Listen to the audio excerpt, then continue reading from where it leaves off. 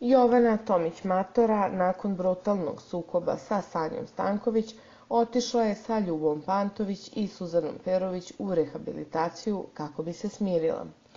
Pokušavajući da je smire, Ljuba i Suzana bile su ubeđene da između Sanje i Stanije Dobrojević, zbog koje je izbio problem, postoji neki raniji sukob o kom zadrugarke ćute, a Matora je otkrila sve svoje sumnje.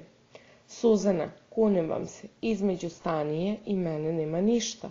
Meni je ružno što laže, to je meni problem. Isto kao tebi, Miki, kad kaže da ne lažeš, ona je meni lupila šamar. Ona hoće da se izvlači sada. Ja nju volim svim svojim srcem i dušom. A zar je ovo razlog da mi pravi problem? Nju je Stanija rekla sve kako treba. Ja sam pitala Sanju, da li su imale nešto zajedničko, da li su imale istog dečka. Ja mislim da je problem u Soraji. Sanja nikada nije Staniji rekla ništa, a Stanija više mrzi Sanju nego Anu, koju je govorila sve one stvari. Pričala je Matora.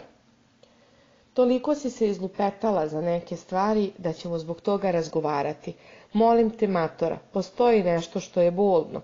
To si večeras govorila. Nešto je muči. Sram vas bilo, odbrusila je Suzana. Obe ste izblebatele sve što niste smele. Što se tiče udaranja, u pravu si. Ja sam videla da te hvata za usta. Ali ona, misleći na Staniju, je ispala sada najmudrija, jer ispada da se sve ovo vrti zbog nje i da se zbog nje svađate, dodala je Ljuba. Mina Vrbaški se takođe pridružila zadrugarkama, te su sve četiri nastavile da pričaju o problemu između Sanje i Jovane.